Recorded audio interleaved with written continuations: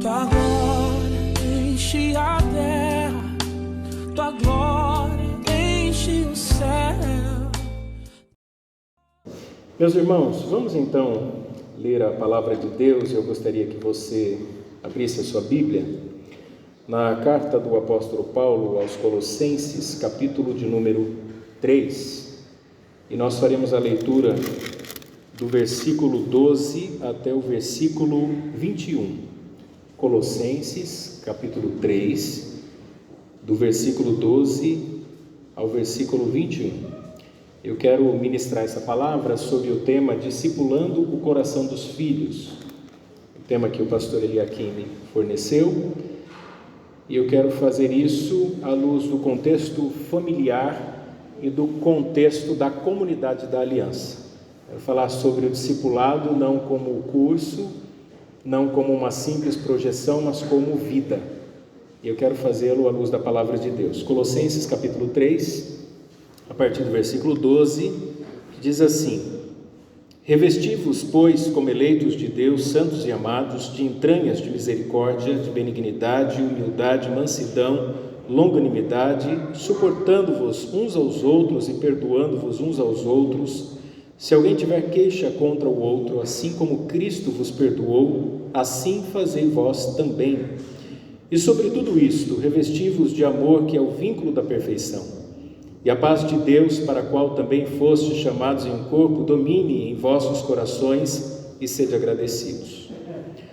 A palavra de Cristo habite em vós abundantemente, em toda a sabedoria, ensinando-vos e admoestando-vos uns aos outros com salmos, hinos e cânticos espirituais, cantando ao Senhor com graça em vosso coração. E quanto fizerdes por palavras ou por obras, fazei tudo em nome do Senhor Jesus, dando por ele graças a Deus Pai. Vós, mulheres, estáis sujeitas a vosso próprio marido, como convém no Senhor. Vós, maridos, amai a vossa mulher e não vos irriteis contra elas. Vós, filhos, obedecei em tudo a vossos pais, porque isto é agradável ao Senhor. Vós, pais, não irriteis a vossos filhos, para que não percam o ânimo. Amém. Segundo alguns especialistas que estudam sociologia, eles dizem que é comum nós vivermos entre 4 ou 5 gerações. Então nós temos os avós, os pais, os filhos, os netos, e em algumas famílias, bisnetos. A diferença de uma geração para outra varia de 10 a 25 anos.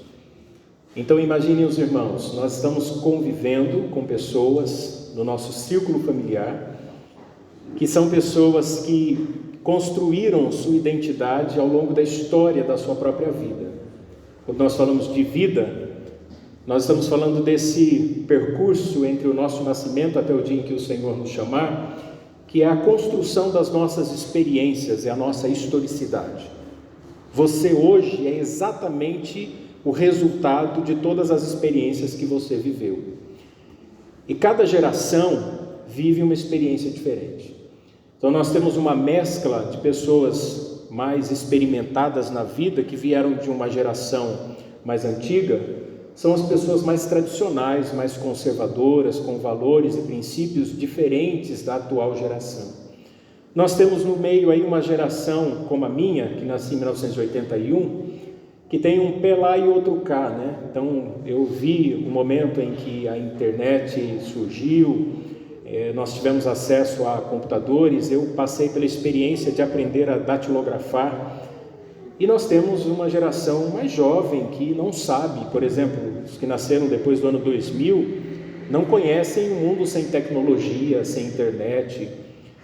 Então, cada geração vive uma experiência diferente, isso é fato. Não dá para nós dizermos assim, não, as pessoas são todas absolutamente iguais. E vejam que eu não estou falando aqui com base em princípios da psicologia, né? Porque Freud ia dizer que o ser humano é fruto do meio. Então você aprende com a convivência e a sua vida resulta das experiências com os outros. Mas eu estou falando sobre construção relacional, sobre experiências adquiridas, sobre a realidade da cultura que nos cerca. Se vocês pegarem as pessoas que nasceram na época do regime militar, eles tinham uma postura muito mais disciplinada e metódica do que essa geração atual. O próprio ambiente escolar era diferente, né? As crianças ficavam de castigo, o professor entrava na sala de aula e você tinha que ficar em pé, cantava-se o hino nacional. Quando eu ia conversar com o meu pai, se ele estivesse falando com alguém, eu tinha que parar do lado, esperar o momento em que ele perguntasse o que você quer. Jamais poderia atravessar uma conversa. Eu não me recordo um dia, se é que existiu, um dia em que eu falei alto com meu pai, gritei, ou me dirigi a ele sem usar a palavra Senhor. Hoje não, hoje a geração atual é uma geração, infelizmente, muito rasa, muito pueril, embora esteja exposta a muito mais informação do que a minha geração e a geração anterior a mim. É uma geração que não trata com tanto respeito os seus pais como a minha geração e a anterior. Mas é fato que nós estamos convivendo entre gerações diferentes e existem atritos, e esses atritos precisam ser superados. Ainda que um filho não discuta com o pai e não queira contradizer o pai ou a mãe para não chateá-lo, para não entristecê-lo, é verdade que muitos jovens, principalmente aqueles que vêm de ambientes acadêmicos, eles têm uma estrutura de percepção muito diferente da realidade que nós vivemos. E isso afeta diretamente a convivência na comunidade de fé. Vejam a história da nossa própria igreja, como muitas igrejas hoje se comportam com relação a décadas atrás. Então não dá para a gente dizer assim, não, pastor, as coisas continuam absolutamente iguais. Se elas estivessem da mesma maneira, não haveria necessidade de discipular o coração dos nossos filhos. A realidade é que o tempo passa, as coisas mudam, as informações elas são cada vez mais velozes, as pessoas têm construções de identidade diferentes, em gerações diferentes, e nós precisamos tratar isso. A igreja não pode ser fruto da cultura, a igreja deve produzir cultura. Eu vejo muitos pastores cometendo o equívoco de dizer assim, nós precisamos mudar porque a hegemonia cultural está aí, nós precisamos corresponder aos valores da cultura atual, agindo como a cultura estabelece para nós. A gente não pode fazer isso, porque senão daqui a pouco nós vamos aceitar relações homoafetivas, ideologia de gênero e tantas outras coisas que estão empurrando a porta da igreja, tentando entrar para dentro da nossa convivência e das nossas relações. Agora, irmãos, nós também não podemos dizer que as coisas não mudam. E como é que nós vamos então produzir uma cultura a partir dos princípios da palavra de Deus? Eu diria que discipulando o coração dos nossos filhos. Alguns irmãos reclamam que a igreja atual não tem tantos jovens, ou que a mocidade de muitas igrejas não são tão fortes e tão importantes ou relevantes como eram nas igrejas no passado. Isso talvez tenha um pezinho na culpa dos pais não terem todo o cuidado em discipular os seus filhos.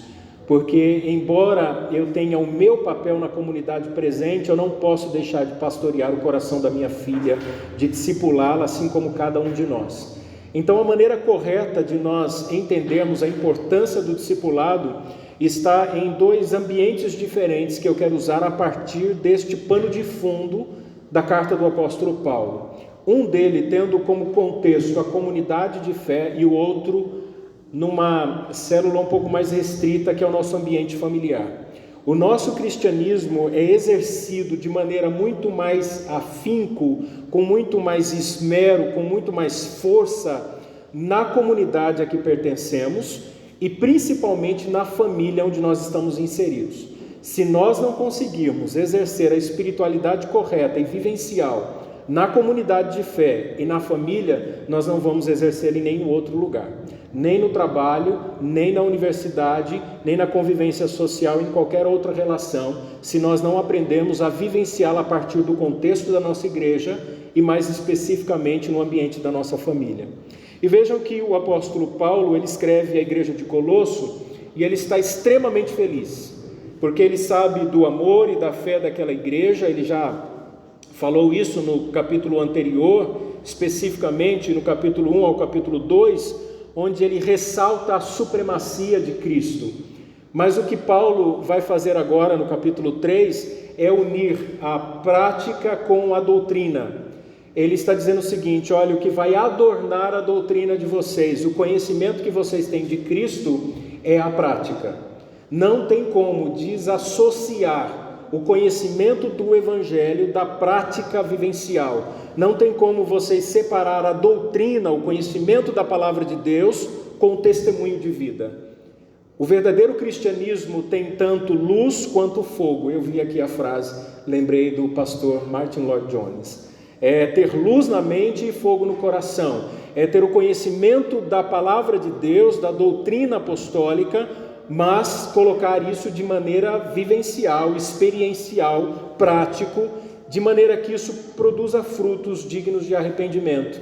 Então a gente consegue sim discipular o coração desta geração que está sob os nossos cuidados, a partir do momento que, tendo conhecimento da palavra, a gente consiga vivê-la. E vamos então analisar isso em dois aspectos diferentes. E o primeiro eu quero basear no versículo 1, em que Paulo diz para nós buscarmos as coisas que são de cima. E depois no versículo 10, em que ele diz que nós devemos nos vestir do novo homem. Vejam, ambos os verbos buscar e vestir, aqui no grego, apontam para algo contínuo, para um processo. Não é algo que aconteceu apenas em um momento e ponto final, mas é algo que tem continuidade, que tem progressividade. É um processo. E nós vamos analisar isso. Buscar tanto como uma decisão contínua, nós temos que avaliar o nosso tempo e tomar decisões constantemente. Nós temos que agir com relação a isso. Nós não podemos apenas lamentar o que tem acontecido, mas a igreja tem que ser atuante e missional. Nós não podemos, por exemplo, entregar os nossos filhos ao cuidado de youtubers, nós não podemos entregá-los à educação secular, que se gerencia sem Deus, ao cuidado dos professores ou dos pedagogos que não são cristãos. Nós é que temos a responsabilidade de educar, instruir e formar os nossos filhos. Os cristãos da igreja primitiva traziam esse valor, que é um valor intrinsecamente hebraico, porque os hebreus tinham isso. Deuteronômio nos ensina, principalmente o papel do pai, do homem, que era ensinar a religião, a história e a profissão. Nós vivemos numa cultura ocidental, ela é judaico-cristã.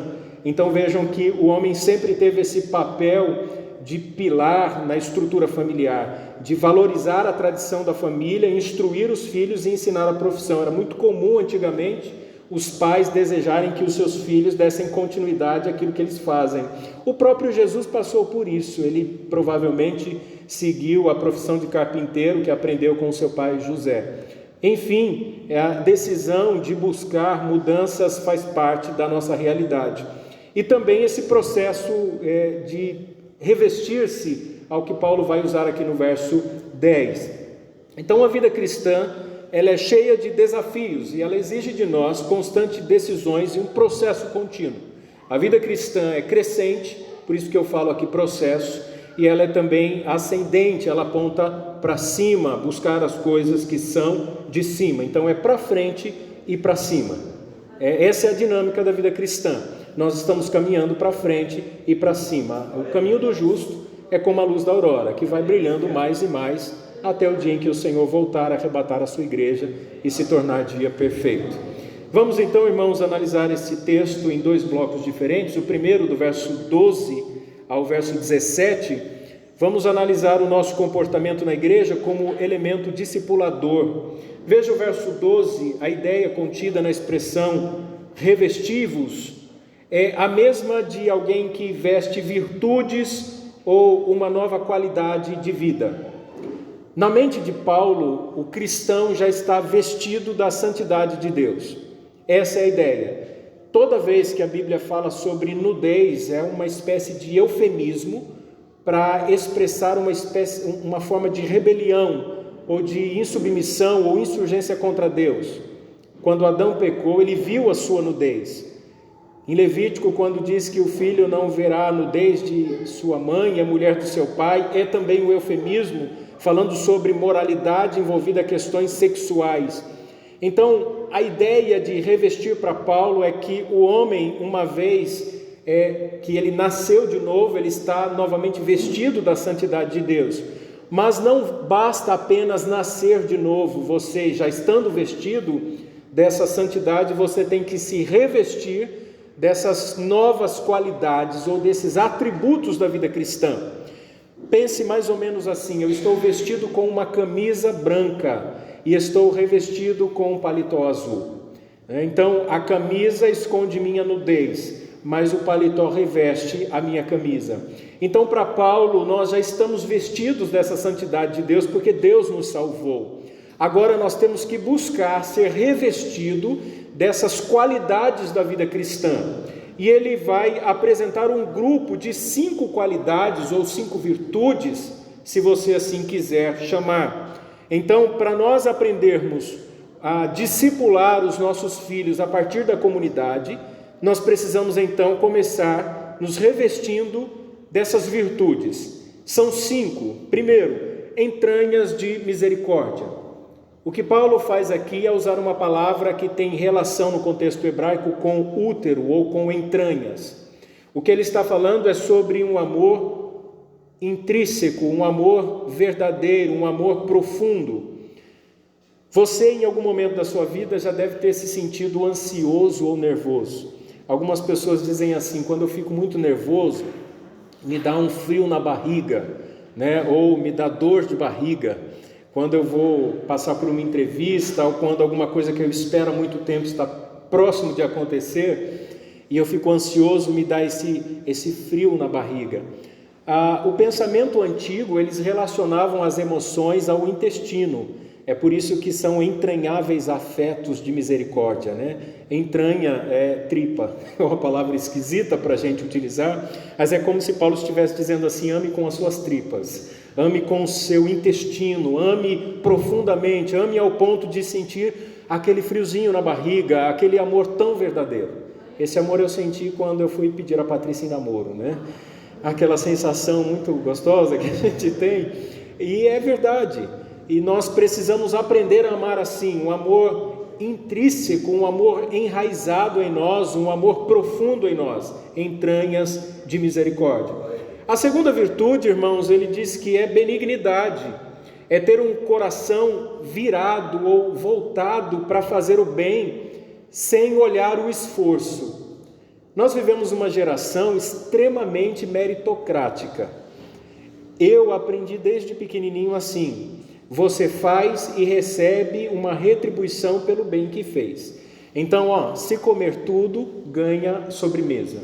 Se tirar uma nota boa, ganha o presente de Natal. Se passar de ano, e geralmente nós fazemos isso com os nossos filhos, nós praticamos a retribuição.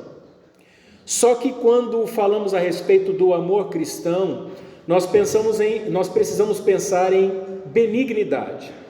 A ideia de que eu não posso aguardar uma espécie de retribuição do outro para ser bondoso para com ele. Então, a segunda virtude é: seja revestido dessa benignidade, porque o que Deus nos dá, Ele nos dá coletivamente. Então não há espaço para nós pensarmos em um discipulado aos nossos filhos quando vivemos uma vida excêntrica e egoísta. O que isso significa? Que no contexto da igreja eu preciso pensar na coletividade. Vejam, eu tenho as minhas necessidades, as minhas demandas e o meu projeto de vida. Eu tenho os meus desejos de ter uma boa casa, de ter um bom carro, de alcançar os meus ideais, mas isso não pode ser em detrimento ao bem coletivo.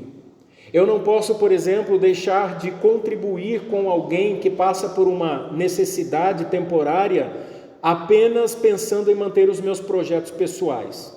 Eu não posso me eximir a responsabilidade de ser coparticipante na vida, no sofrimento, na dor de um irmão que está em luto ou porque enfrenta uma enfermidade muito grave, porque eu não quero me aborrecer ou me entristecer no momento em que eu estou indo bem nos meus projetos e alavancando a minha vida pessoal. A benignidade pensa no outro, ela se doa, ela se entrega. Então eu tenho que pensar sempre no que Jesus disse: o pão nosso de cada dia. Não é o meu pão, não é o seu, é o nosso. Então nós precisamos ter essa ideia de comunidade, isso reflete na instrução dos nossos filhos e da nossa família. A terceira virtude a que Paulo relaciona é a mansidão. Veja que ele está orientando a igreja. Ele está ensinando a igreja a viver o discipulado de maneira funcional, de maneira prática. Paulo não está dando curso, ele está ensinando sobre vida. Ele ensinou sobre amar profundamente, sobre ter benignidade, e agora ele fala sobre mansidão. Essa palavra tem raiz na ideia de alguém que se inclina, que se submete, de alguém despretensioso, de alguém que se inclina para ouvir e para atender a necessidade do outro. Paulo continua na mesma linha. Você precisa aprender a ter espaço na sua agenda, no seu tempo e no seu coração, sobretudo, para atender às demandas da sua comunidade. Você precisa atender aos seus irmãos, ao seu pastor, à sua família. Você precisa ter esse coração voltado e se estender cada vez mais às necessidades dos outros. Ele também fala sobre humildade. A ideia aqui de ser humilde, a ideia de pobreza de espírito, o reconhecimento da sua origem. No latim seria humus, de onde deriva a palavra humanidade. Se você é um ser humano, você é igual a mim, você é igual aos demais que aqui estão. É como se Deus estivesse nos nivelando todos da mesma forma. Nós somos todos absolutamente iguais porque nós somos humanos. Então a humildade é essa atenção dada à nossa origem. Eu sou tão falho, fraco, frágil e necessitado quanto qualquer um dos meus irmãos que aqui estão. O que acontece é que nós passamos por experiências diferentes na nossa vida. Ninguém aqui tem uma vida linear. Isso é óbvio. Ninguém aqui pode dizer assim, pastor, a minha vida é absolutamente a mesma o tempo todo. O senhor não tem ideia. Desde pequenininho, tudo na minha vida sempre deu certo. Isso não vai acontecer. Isso provavelmente não aconteceu na sua vida e não vai acontecer até o dia em que o Senhor te chamar. A nossa vida tem esses picos. É como se fossem senoidiais, né? Você sobe e você desce. A vida não é igual à mesma. Então, se eu estou passando por um momento difícil, não significa que não haverá momento de bonança na minha vida.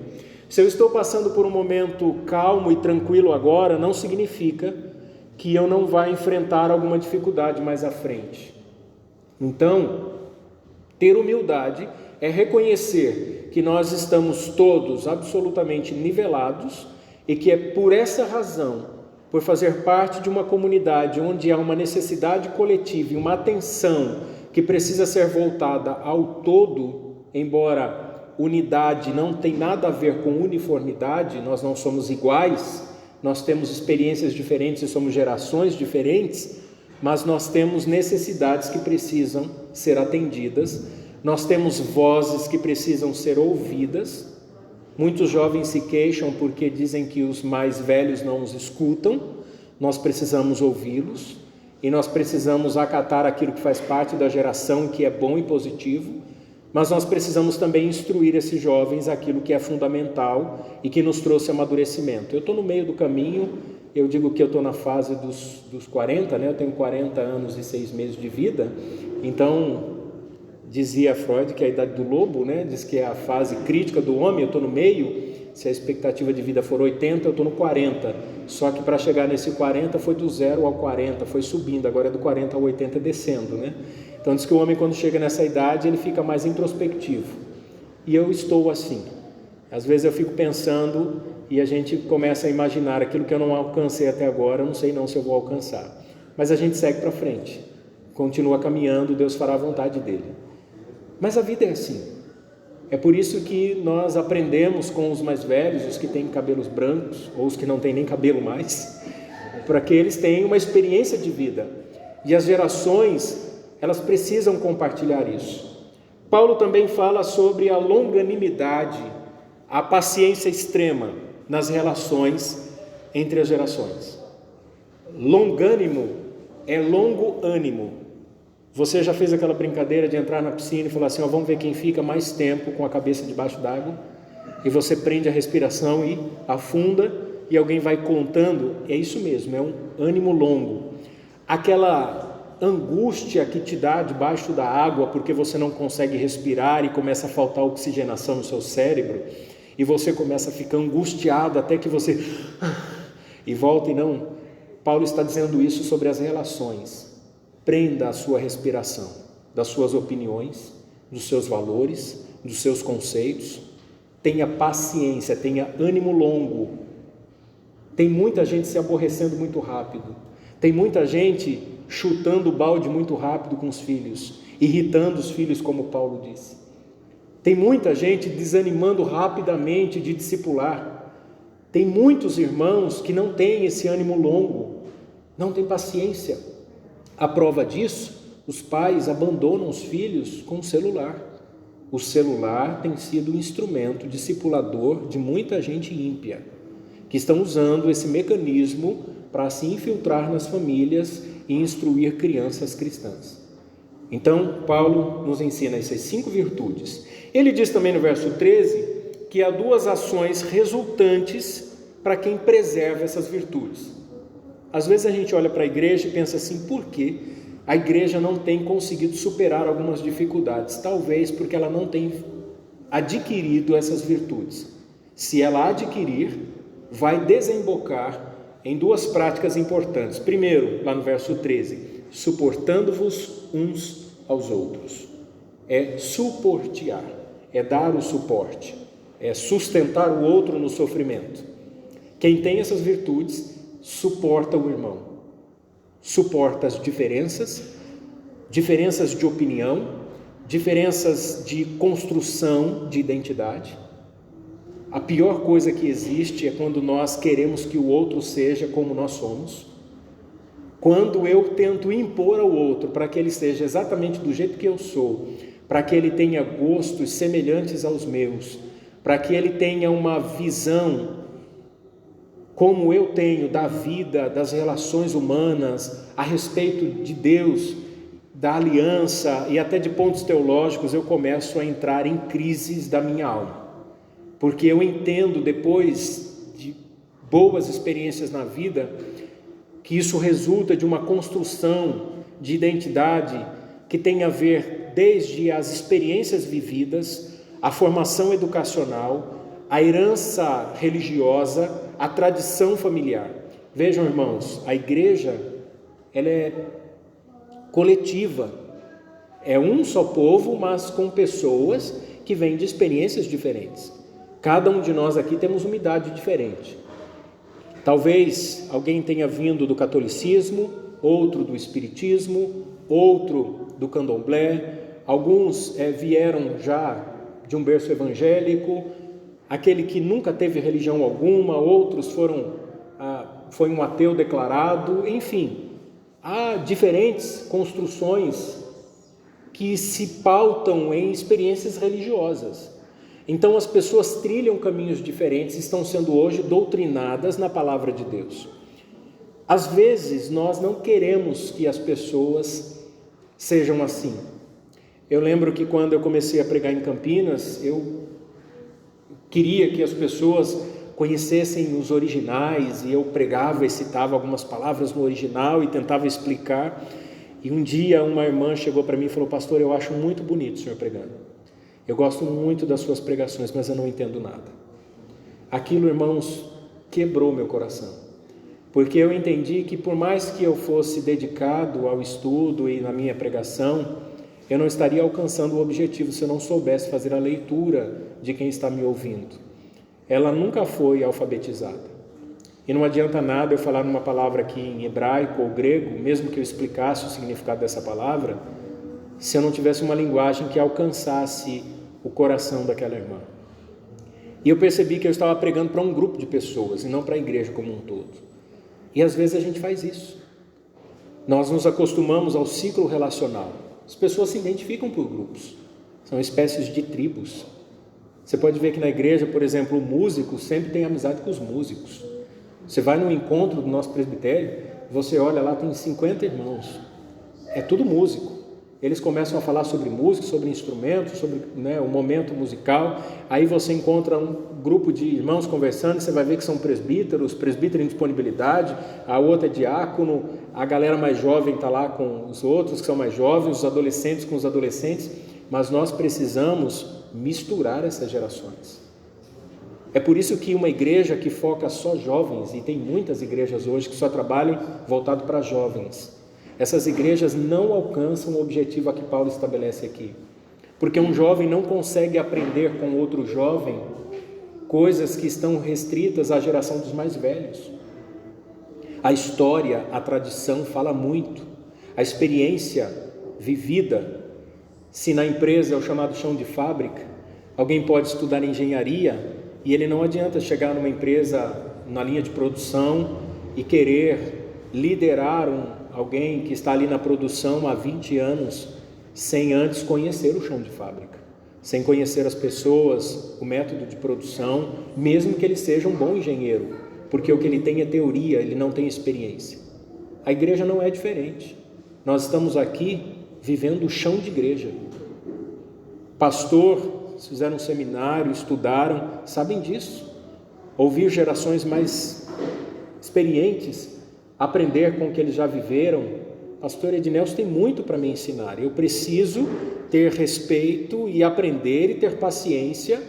Pode ter pontos diferentes e ele pode, de repente, aprender alguma coisa comigo, não sei. Mas nós precisamos nos relacionar. Você já imaginou se houvesse uma barreira e dissesse assim, não tenho o menor interesse na sua geração e o senhor não deve ter nenhum interesse na minha? Talvez esteja aí uma das dificuldades de alguns pastores não conseguirem passar o bastão, porque não se relacionam com pastores da nova geração. Os pais não podem perder a relação com seus filhos. Os pais não podem perder esse vínculo. Vocês não podem dizer assim, filho, eu não tenho interesse na realidade do seu mundo, assim como você não tem interesse na realidade do meu mundo. Nós precisamos criar essas pontes, nós precisamos pavimentar a estrada das boas relações. Paulo está ensinando isso. Agora, no contexto da comunidade, perdoando. Vejam, a segunda ação resultante é perdoando-vos uns aos outros. A ideia de lembrar sem ressentimento, sem amargura, sem raiva. É aquela pessoa que, tendo um ofensor, lhe dá o perdão, não lhe imputa o juízo que acha que é necessário. Perdoa, passou. Nós vamos sempre nos alfinetar. Isso é natural. Às vezes uma palavra impensada, uma atitude precipitada, alguma coisa que a gente faz que chateia, que magoa. Isso é comum. Estava brincando com o pastor Alexandre e ele é muito bom de cozinha, né? Da outra vez que esteve em casa, ele fez uma costela na panela de pressão e eu falei assim, pastor, o senhor faz aquela costela lá e tal. Aí ele deu uma outra sugestão, eu falei, envolvendo carne de porco. Eu falei assim, a minha esposa não gosta. Aí ele falou, então a gente precisa pensar numa outra culinária. Eu li aquilo e tinha entendido assim, bom, a conversa encerrou aqui. Ele entendeu que eu precisava dar continuidade, então vamos pensar em alguma outra coisa. E aí estava brincando, né? Ele falou assim, você ficou bravo lá? Por quê? Eu falei, não fiquei não. E eu lembrei de um outro fato, que às vezes acontece, você já deve ter passado por isso, principalmente nas conversas de WhatsApp. Um irmão escreveu para o pastor assim, pastor, ele é músico, pastor, eu não estarei no culto, porque eu estou gripado. O pastor então escreveu para ele assim, poxa meu irmão, que pena, vamos orar por você, que Deus restabeleça a sua saúde, amém. Na outra semana o irmão não tinha melhorado, escreveu de novo, pastor, não estarei no culto, porque eu estou gripado. O pastor então preocupado com o irmão, escreveu, poxa meu irmão, você não vai estar no culto? O irmão leu assim, poxa, você não vai estar no culto? Vocês perceberam? A escrita é a mesma, a percepção depende da sua condição emocional e da sua intenção. O que eu quero dizer com isso? Que na igreja sempre vai acontecer de alguém se ofender com uma palavra ou uma atitude. Isso é normal nas relações. A igreja é uma grande família.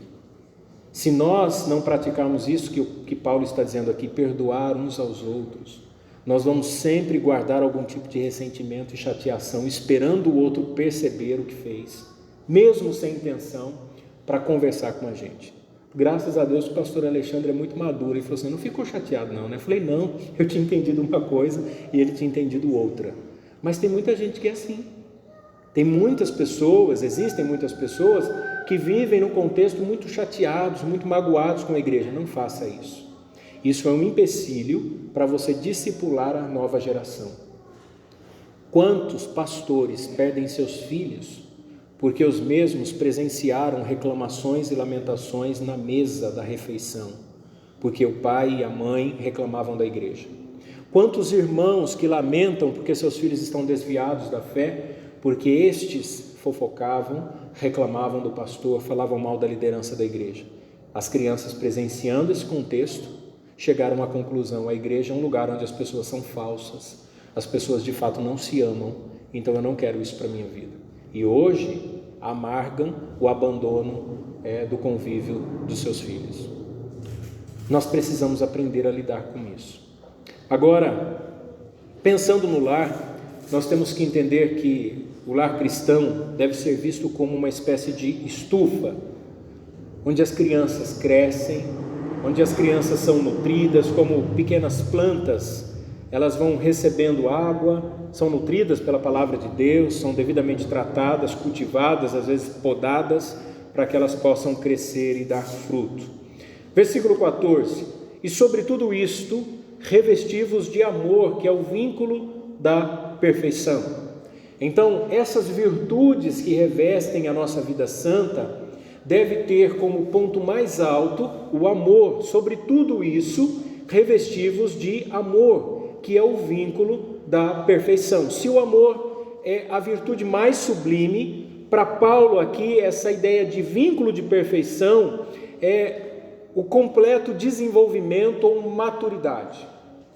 Então, à medida em que nós cultivamos essas virtudes, nós aprendemos que o amor é um compromisso que nós assumimos. Amor não é um sentimento qualquer, ele resulta de compreensão e ele é nutrido. O amor é um vínculo de comprometimento. Isso tanto na vida conjugal, quanto na relação para com Deus, quanto na relação comunitária. Se eu paro o meu compromisso, eu abandono os vínculos afetivos e o amor se esvai. Eu tenho um vínculo com a minha esposa, ela é minha cônjuge. Então eu tenho compromissos para com ela. E esses compromissos requerem que eu preste atenção nas necessidades dela, que eu converse com ela, que eu atenda às suas disposições emocionais, mesmo que seja uma TPM, e que eu tenha compreensão disso, e ela também para comigo. Se eu abrir mão desses compromissos, o resultado é que a minha afeição esfria. Então eu vou gerando um afastamento e o amor se esvai, acaba.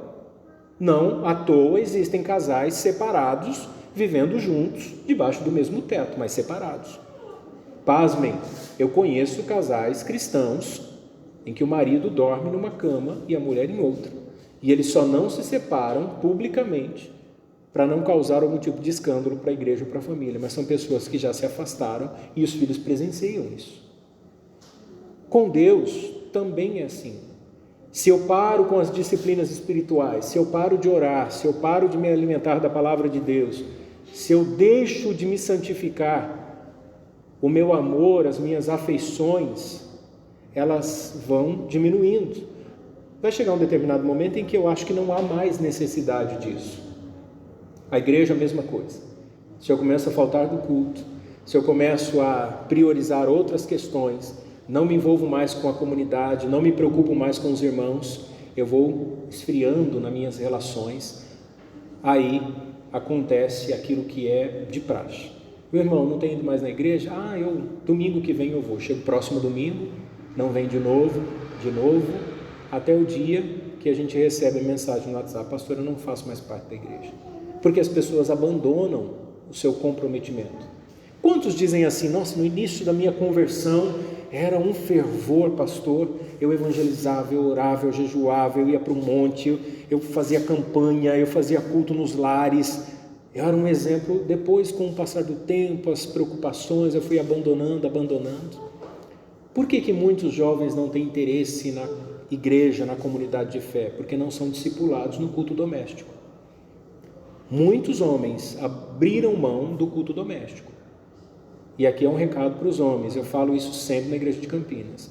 Eu sei que não dá para fazer todo dia e não precisa fazer todo dia, mas você tem que ter pelo menos uma agenda de culto doméstico, 1 ou 2 ou 3 vezes na semana. Sentar com os filhos, instruir na palavra, orar junto. Os filhos aprendem a orar ao ver seus pais orando. As crianças precisam ver. Seus filhos precisam ver você de joelho. Filhos que veem os pais de joelho permanecem em pé.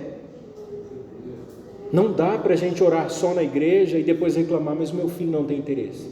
Discipular o coração dos filhos requer muita disciplina, é com a própria vida. E aí o apóstolo Paulo segue para o verso 15, e a paz de Deus deve dominar os nossos corações, e nós devemos ser agradecidos.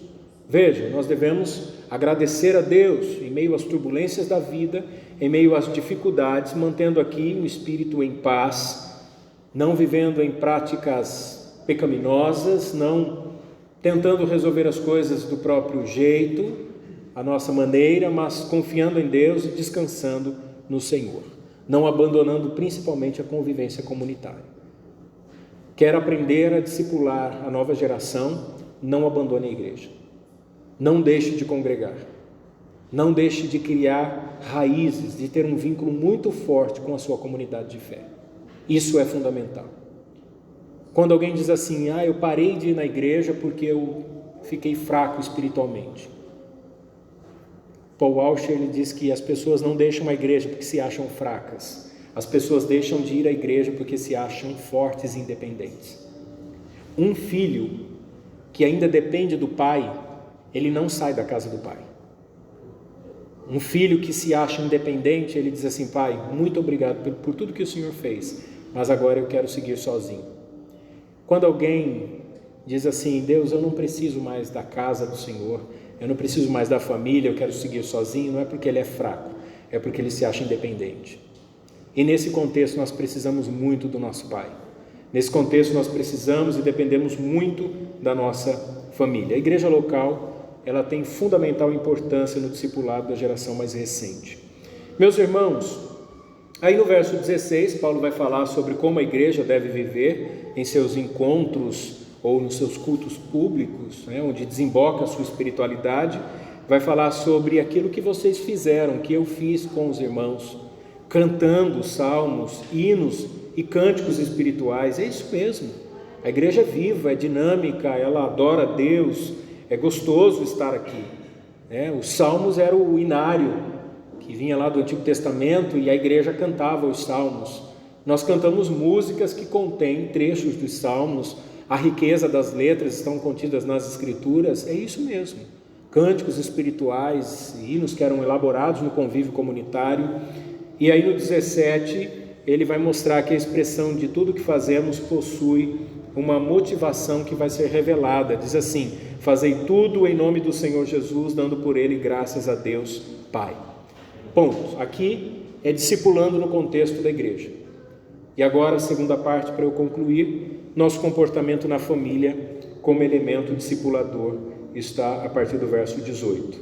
Vamos então ver aqui, nós temos responsabilidades para com Cristo, Paulo apresentou até aqui, e a igreja, e agora as nossas obrigações mútuas em 2 pares equilibrados. Se vocês perceberem, Paulo, ele é um exímio teólogo. Paulo, ele nunca ensina nada sem construir um conceito teológico. Vocês perceberam isso? Paulo nunca dá uma resposta assim, de bate-pronto. Ele sempre constrói o conhecimento. É como se ele colocasse alças para que a gente segurasse a mala com mais segurança. Paulo vai fazer isso em 2 pares equilibrados. Marido e mulher, pais e filhos. O objetivo dele é nos ensinar a viver como família. Verso 18: mulheres, estejam sujeitas a vossos maridos como convém no Senhor. Irmãos, aqui nós temos duas dificuldades. Primeiro, para entender o conceito de sujeição. E segundo, como combater a ideia do empoderamento resultante da ideologia feminista. Se por um lado nós temos um exagero ou uma hipervalorização que se torna até uma espécie de machismo, na ideia de que o marido, independente de estar certo ou errado, manda e ponto final, nós também vemos aqui um conceito errado de que a mulher tem que se empoderar e não ser virtuosa, mas empoderada, assumindo um papel de igualdade no sentido de funcionalidade da família. Vejam, nós temos igualdade no sentido de que somos portadores da imagem e semelhança de Deus. É isso que diz em Gênesis. Homem e mulher os fez, macho e fêmea. Então, nós somos ambos iguais, porque somos humanos e portadores da imagem e semelhança de Deus. Então, nós somos iguais. Mas, na construção das funcionalidades familiares, há diferenças de responsabilidades. O que Paulo entende é que uma vez que a mulher veio do homem, e depois da queda, porque Deus pune a criação por causa de Adão e não por causa de Eva. Vejam, Eva também pecou, mas a punição vem porque Adão pecou, nós sofremos por causa da queda de Adão e não de Eva. Deus pune Eva por causa do pecado de Adão, fala de multiplicar a dor para ter filhos, mas aqui o conceito único há uma posição do homem em que ele deve exercer essa liderança espiritual e a mulher deve compreender e debaixo da autoridade de Deus e não do homem, se submeter a Deus e não ao homem nessa funcionalidade familiar. Então, quando a esposa é coparticipante, não é que ela está submissa à vontade e aos caprichos do marido, mas ela está submissa a Deus e busca a glória de Cristo. Talvez esse equívoco esteja na ideia da busca pela felicidade. A gente sempre pensa assim, bom, eu casei para ser feliz, ou eu casei para fazer o outro feliz. A gente não casa para ser feliz e nem casa para fazer o outro feliz. Nós nos casamos para a glória de Deus, porque a felicidade depende de circunstâncias. A felicidade que eu digo que se baseia em acontecimentos, não conceitual. A nossa verdadeira felicidade é Cristo. Então, com dor, com dinheiro, sem dinheiro, com saúde, doente, enfim, eu estou sempre feliz porque Cristo é a fonte da minha felicidade. Mas circunstâncias variam, elas mudam, elas oscilam. Então, o que Paulo está dizendo aqui é que essa mulher deve estar debaixo da autoridade, indicando uma submissão voluntária cujo objetivo é estabelecer parâmetros para a boa vivência familiar.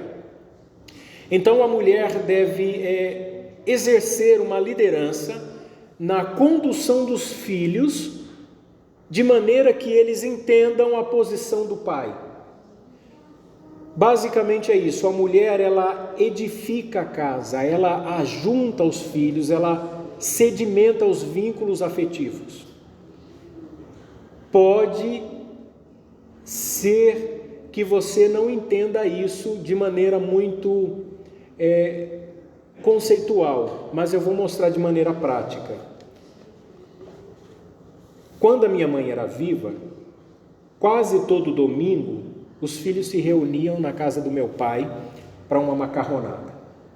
Quando a minha mãe faleceu, o meu pai precisa procurar alguém para poder almoçar na casa de um filho no domingo. E a gente chegou à seguinte conclusão: a questão não era a macarronada, a questão não era a refeição que a minha mãe fazia, a questão era a presença da minha mãe. A mãe tem essa capacidade de unir os filhos. Não sei te explicar como, mas isso é dado pelo próprio Deus. É por isso que a mulher sábia edifica a casa.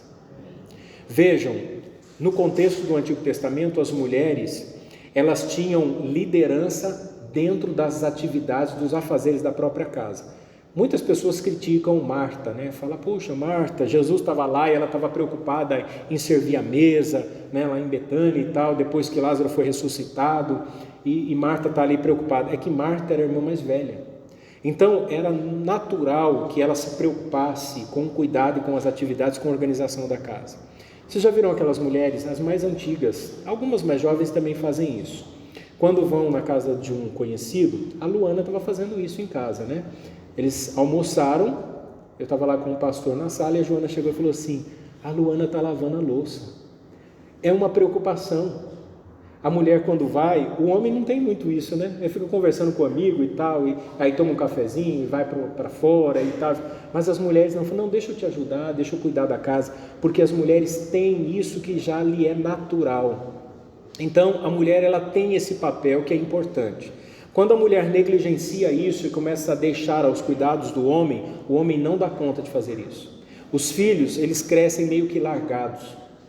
E aí eles não aprendem esses valores da boa convivência familiar. Paulo está dizendo para que as mulheres cuidem disso, para que elas mantenham esse vínculo, para não perder o cuidado em discipular os seus filhos.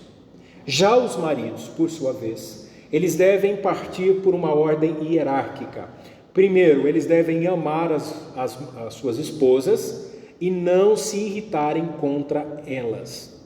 Naquele contexto em que Paulo vivia, os homens exerciam uma autoridade muito grande dentro de casa. As mulheres tinham um papel social muito restrito, elas não trabalhavam fora, elas não tinham participação em decisões, em questões, não vou falar democracia, porque não era, mas eles estavam sob os auspícios do Império Romano, mas as mulheres não tinham uma voz pública, os homens já tinham um pouco mais de atuação.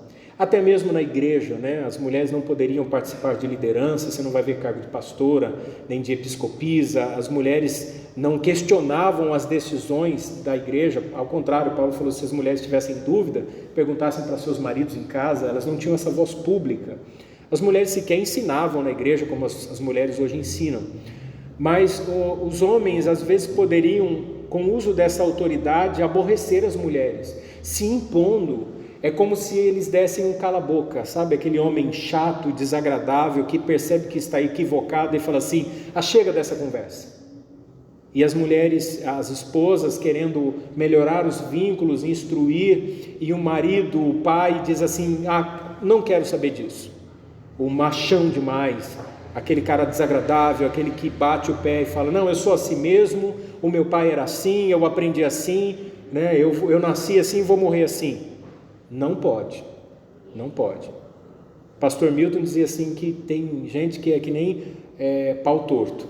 Ele falava assim, o pau que nasce torto, ele morre, né? O galho torto, ele seca, ele cai no chão torto, se tacar fogo a cinza fica torta. Pastor Milton era terrível, né? E tem gente que é difícil de lidar. Paulo está dizendo, não faça isso. Agora, ele olha para os filhos que estão nesse ambiente para serem discipulados, e eles dizem assim, filhos, obedecei em tudo a vossos pais, porque isso é agradável ao Senhor. Quando eu leio isso aqui, eu penso na minha filha, mas o que Paulo está dizendo para mim é, pense no seu pai. No caso não tem mais mãe, mas se você tem pai e mãe, pense nos seus pais, porque antes de você ser pai ou mãe, você é filho ou filha. Então, se você quer que os seus filhos lhe obedeçam, seja obediente também aos seus pais. Na mente de Paulo, quem conduz a casa são os pais e não os filhos. Pasmem, tem gente que sai da igreja por causa dos filhos. Os pais que deveriam levar os filhos para a igreja, hoje os filhos tiram os pais da igreja. Eu já vi casos assim. Eu não vou mais ficar na igreja, pastor, porque o meu filho quer ir na church, porque lá é bem descolado, porque lá tem uma galera bem legal, porque lá tem tanto entretenimento, né? A técnica audiovisual, a linguagem pastor. Não, lá é outro nível. Então assim, eu não quero perder o meu filho e a minha filha, e eu prefiro segui-los. Você já perdeu o seu filho. Quando o pai e a mãe seguem os filhos, é porque já perdeu, porque os filhos é que devem seguir os pais, porque os filhos precisam ser instruídos pelos pais. Os pais que não fazem o seu trabalho corretamente, os filhos lhe dão trabalho depois. Os pais que abrem mão de discipular os seus filhos, vão ter trabalho depois, porque os seus filhos não serão seus discípulos. E nós precisamos pensar muito nisso aqui, a partir da ótica em que nós estamos debaixo da autoridade dos nossos pais.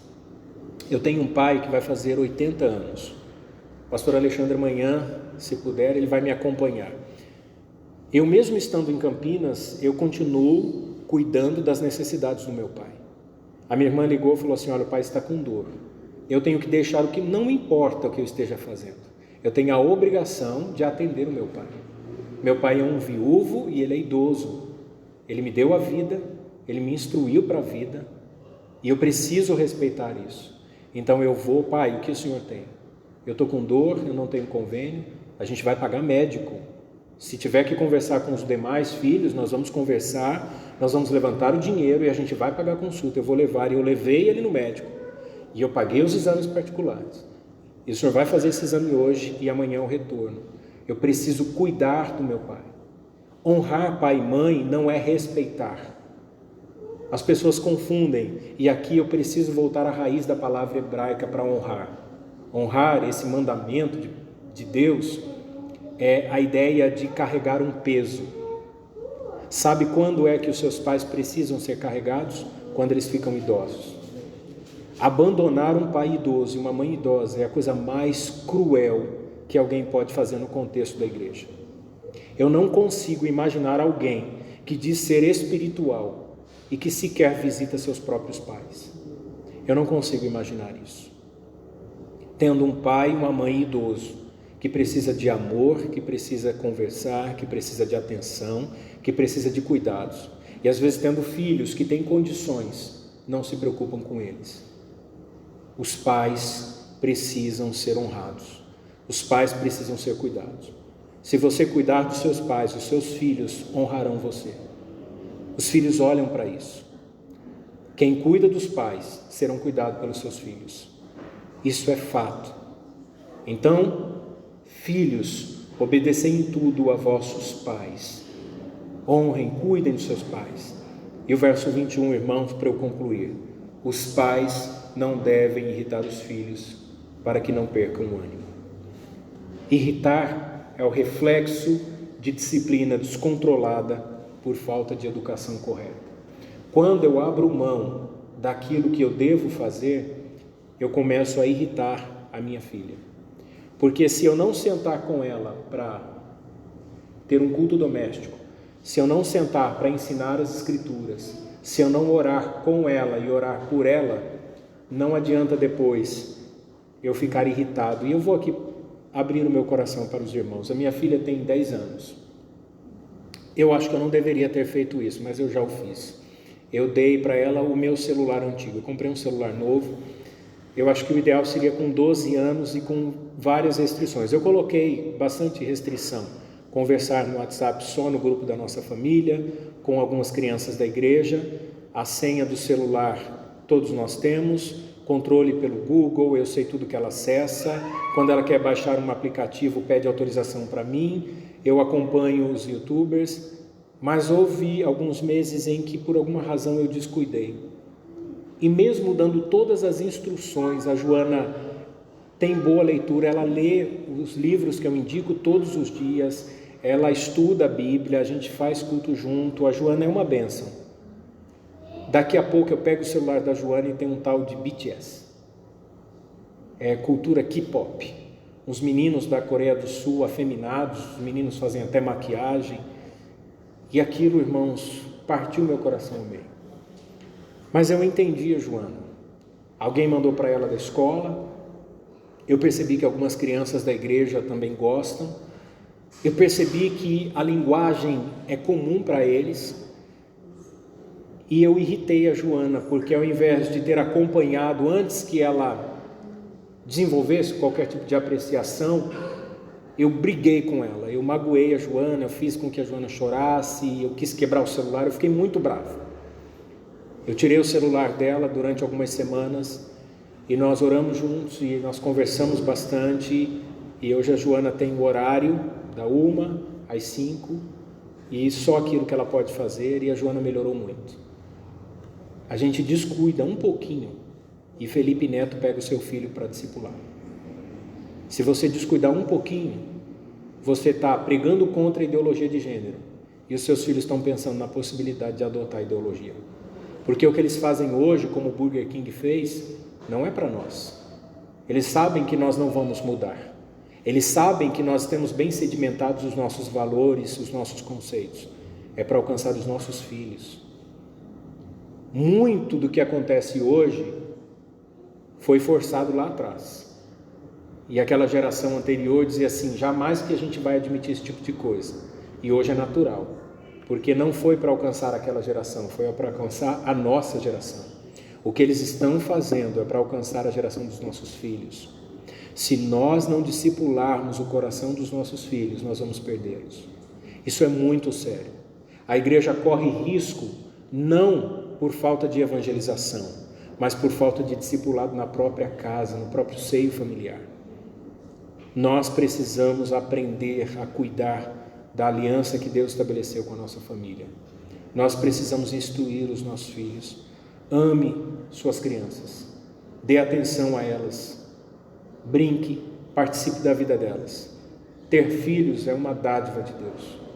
Brincar com os filhos. Tem pai e mãe que diz que não tem tempo. Arrume tempo. Arrume espaço na sua agenda. Abrace seu filho, como o pastor Edinel estava fazendo com a netinha. Pegue no colo, beije. Cheire seus filhos. Sabia que o cheiro tem um valor de pertencimento? Eu sou baiano e os nordestinos, eles têm o costume de cheirar. A minha esposa é filha de paraibana, a minha sogra faz isso, a minha mãe fazia isso. Quando eu ia visitar a minha mãe, ela falava assim, deixa eu te dar um cheiro, não é assim? E cheirava o meu pescoço. O cheiro é pertencimento. Eu cheiro a minha esposa, eu gosto do cheiro dela, porque ela é a minha esposa. Eu cheiro a minha filha. Ontem a Luana deu banho no Augusto, eu estava lá no sofá, aquele cheirinho de bebê, né? Eu cheirei o Augusto, eu falei, oh meu Deus, eu vou roubar esse menino do pastor Alexandre. É o cheirinho, é muito gostoso. Mas tem pai e mãe que não faz isso. A criança fica largada, abandonada. Entrega, olha aqui ó, a internet, olha aqui o YouTube, fique aqui brincando. Não faça isso. Passeie com seus filhos, visite seus pais, ame seus irmãos. Se você vem de uma família grande, a minha mãe teve 11 filhos, visite os seus irmãos. Eu visito as minhas irmãs, eu tenho um irmão adotado que é dependente químico. Eu fico, às vezes quando eu falo dele, nós já internamos ele 9 vezes. Ele ainda é dependente, é muito difícil. Mas mesmo passando por tudo isso, eu sinto falta do meu irmão. E eu preciso ver o meu irmão. Fico com o coração partido quando eu vejo ele na situação em que eu me encontro, às vezes sujo, mal vestido. Esse tempo atrás ele fez aniversário, dei um perfume, não durou 2 dias, ele trocou por drogas. Aquilo, eu até chorei, fiquei profundamente magoado. Mas eu entendi a dependência química. E a gente não pode abrir mão. Ame seus pais, ame os seus irmãos, ame sua igreja, ame o seu pastor. Cuide. A vida cristã é isso, irmãos. Às vezes a gente fica procurando uma fórmula mágica, né? A gente ouve bons pastores e fica pensando, será que tem alguma técnica? Igreja cresce quando ela é relacional, senso comunitário. Se nós começarmos a participar da vida uns dos outros, o Senhor acrescenta a igreja os que vão sendo salvos. Quer ver um projeto de crescimento de igreja inquestionável, perfeito? Atos 2, do 42 ao 47. Comunhão, oração, doutrina dos apóstolos, visita, partir do pão. Eles iam fazendo isso. Vida na vida, gente na gente. Relacionamento. Amar, sentir as necessidades, compartilhar as dores, ajudar no que pode. E Deus vai acrescentando à medida em que a igreja vai amadurecendo. Discipulado não é curso. Eu vejo igrejas dando curso, eu sei que a gente coloca o nome discipulado. Exceto eu, fui colocar o nome de catecúmenos. Minha esposa falou, Luiz, pelo amor de Deus, tudo você faz diferente, é discipulado. Esse tempo atrás eu fui ministrar a ceia, falei, irmãos, nessa Eucaristia, o irmão falou, pronto, viramos católicos agora. Era só o que faltava esse pastor, né? Mas às vezes a gente esquece de algumas palavras, né?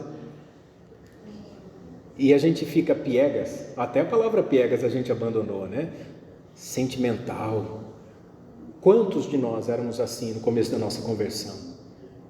seja mais afetivo, seja mais amoroso. É isso que é o discipulado. É Cristo em mim, de maneira que ele vai sendo transferido. Eu costumo dizer assim, o Evangelho exala nos poros de quem tem Cristo. É como um perfume. Se você tem um bom perfume, o seu cheiro é bom e você é reconhecido pelo seu cheiro. Então, se você tem Cristo, você tem o bom perfume. E aonde você estiver, o cheiro é bom. E é assim. E assim a gente vai seguindo, caminhando. E eu vou parar por aqui, né? Porque eu não sei nem até que horas o culto vai. Esqueci de perguntar. Até que horas? Passou até as 9? Não, até as 9. Vamos orar, meus irmãos. Posso pedir licença ao pastor? Vou pedir para vocês se colocar em pé, para nós orarmos.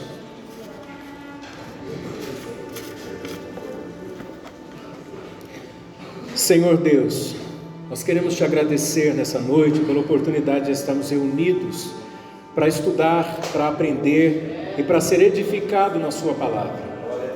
Nós podemos nessa noite meditar sobre a importância de discipular o coração dos nossos filhos. Nós sabemos que o discipulado é um método que o Senhor estabeleceu para a sua igreja e que nós, quando vivenciamos o Evangelho, a partir do momento em que nós abraçamos esses princípios da sua palavra, nós começamos a viver uma vida de discípulo e de discipulador. E é isso que nós desejamos para a Igreja de Amparo. Que o Senhor, ó Deus, faça brotar no coração de cada um dos teus filhos que ouviram a tua palavra nessa noite, para que sejam verdadeiros discipuladores neste lugar. Não só na convivência comunitária, mas na igreja, na família e na sociedade como um todo. Que essa igreja seja referência neste bairro, nessa cidade. Que o Senhor, ó Deus, acrescente a este povo, assim como diz a tua palavra, todos quantos hão de ser salvos. Ó Deus, nós agradecemos, porque numa época em que há tantos valores que desconstroem aquilo que nós aprendemos, onde as pessoas abraçam o que é relativo, nós podemos permanecer firmes com os valores bíblicos, com verdades absolutas, imutáveis, com um Deus que não muda, com princípios estabelecidos de família, pai, mãe, filhos, e assim transmitir o conhecimento do Senhor às próximas gerações. Que o Senhor faça isso através dessa igreja. Nós oramos, gratos ao Senhor por esse momento. Em nome de Jesus.